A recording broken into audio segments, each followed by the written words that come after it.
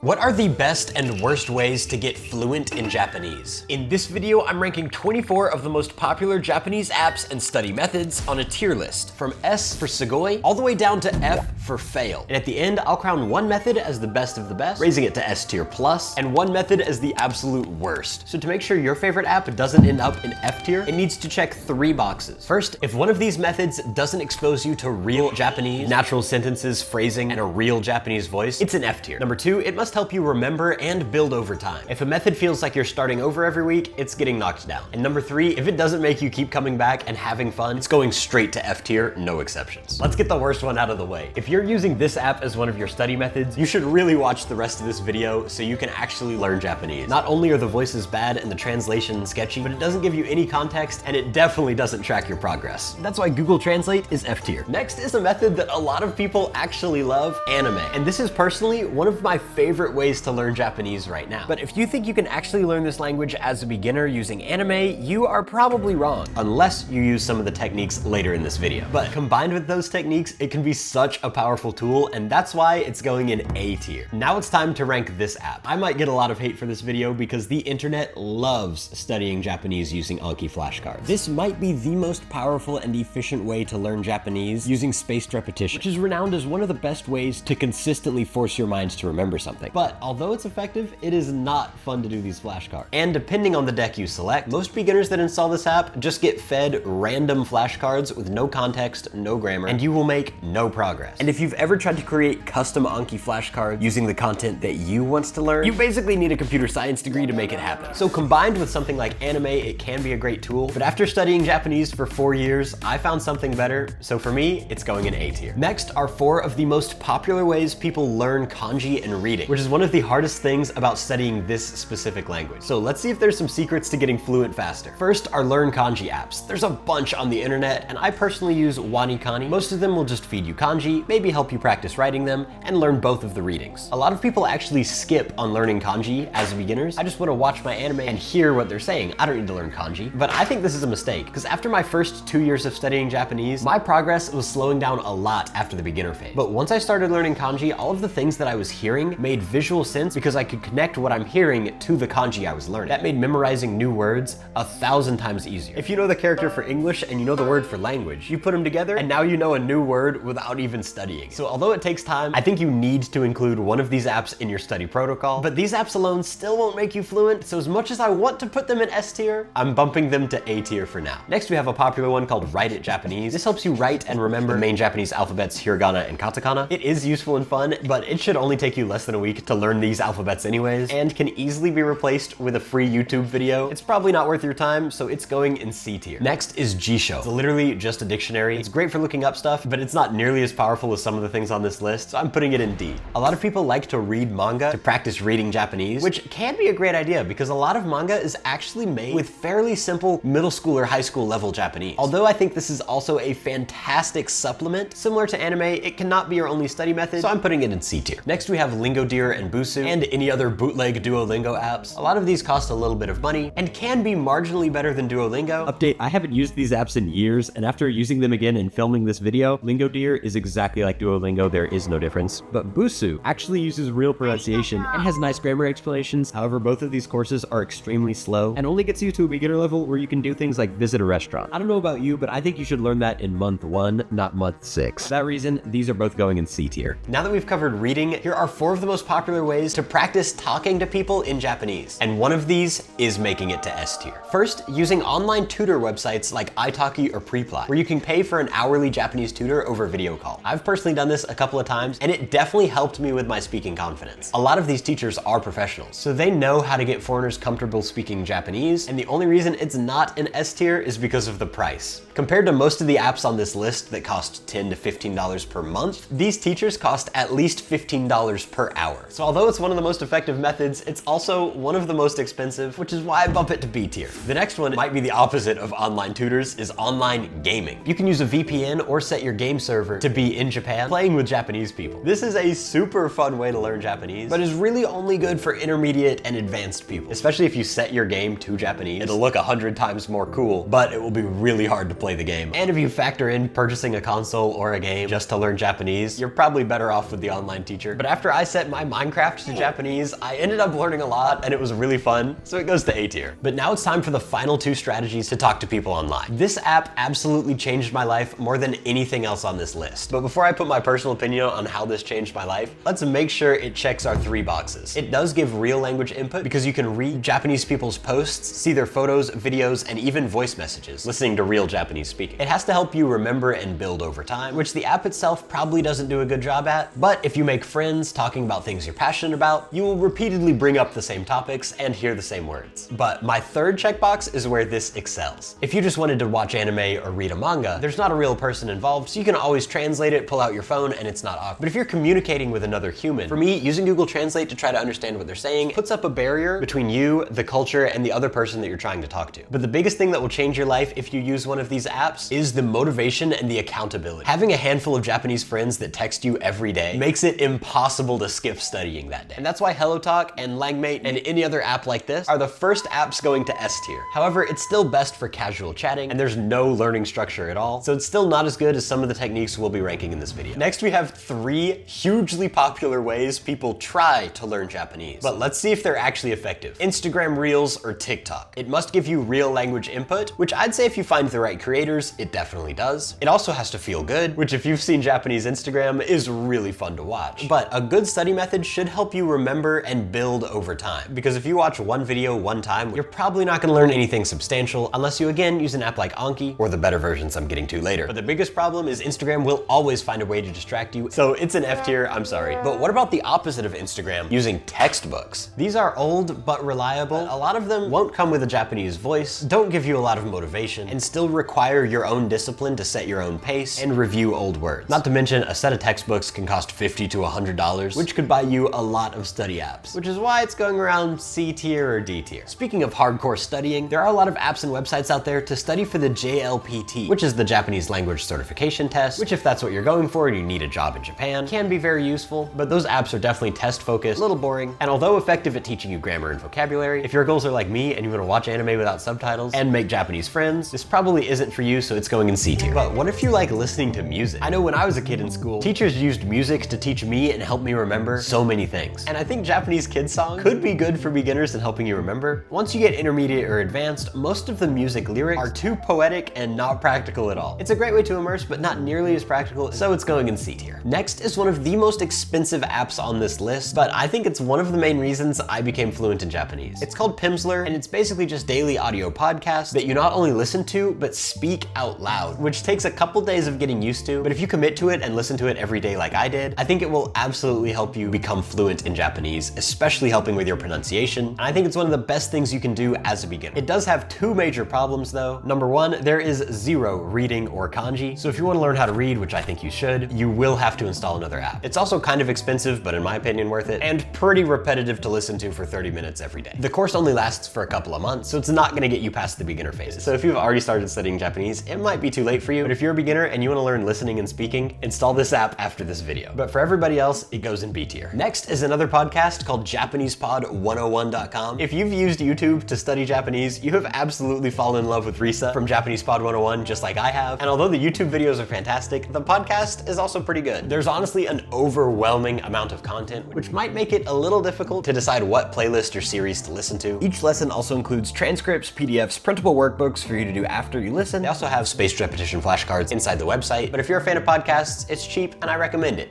B tier. A lot of people ask, should you move to Japan to really learn Japanese? Well, let's find out. Before I give you the best ways to immerse at home, here are 4 great options if you want to go outside and learn. Number 1 could technically cost $0, but will definitely cost you time, effort, and emotional damage. But having a real-life Japanese friend is even more motivating than having an online one with something like Hellotalk. And I love my Japanese friends, and for that reason, it's going in S tier. Do not make the mistake of going to Japan without trying an izakaya. It is what everybody says, but is this actually good for learning? I will say this will cost $20 to $40 per night, which is more expensive than a Japanese tutor. And although the alcohol will help your confidence, this is not a great way to learn Japanese, so it's going in B tier for Orion beer. Next is a surprisingly effective way to learn Japanese, dating apps. And I think your Japanese level needs to be at least intermediate to advanced, because a lot of the girls that will choose to swipe on you already speak English and are just there to practice their English with a foreigner. They won't want to talk Japanese to you, which puts it about the same level as the izakayas. But if you can't travel to Japan, here are 3 quick options to immerse at home. Number 1, putting sticky notes around your house with the words that you're learning. Number 2, mirroring or shadowing, where as you listen to Japanese content, you repeat what the speaker is saying as they're saying it. This is really hard. Or I think the most powerful one is thinking in Japanese, narrating your life in your head as you go about your day. But these alone are not gonna teach you Japanese, which is why I'm putting it in high D tier. Now you are about to level up your Japanese, because the next 4 things I'm ranking on this list made me fluent in 4 years. Starting with one a lot of people don't talk about, ChatGPT. Now, don't even try using the voice conversation, but what it is good for is generating lessons that you're interested in, giving you really detailed grammar explanations and examples, and is an incredible thing to pair with Anki to create flashcards using pictures of your manga, screenshots from your anime, or conversations that you had with your Japanese friends where words or grammar came up that you didn't understand. But I didn't feel like I was progressing very much, so I ended up returning to the next apps on this list, which is why ChatGPT goes in C tier. Next is an app called Migaku. I think there are other websites and apps similar to this, but basically it's a paid version of the Anki app that is way more powerful. As you're watching Netflix, anime, or your other content, it'll show you subtitles in Japanese with the option to add English subtitles if you don't understand. Then you can select a word you don't know, it'll break down that word, the sentence, the kanji, anything that you want using its AI, and automatically create a flashcard for you. It even has all these options to show you translations, example sentences, photos, and even reads it with actual voices from a dictionary. It also can rank the word's usefulness based on what you want to learn. This is one of my favorite ways to learn Japanese as an intermediate to advanced learner, so it's going in S tier. Now it's time to address the bird. Is Duolingo good for Japanese? First, it must give you real Japanese language input, which we all know those sentences are a little wonky, and it definitely has some robotic pronunciation. Number 2, it must help you remember and build over time, which I think the owl does a great job of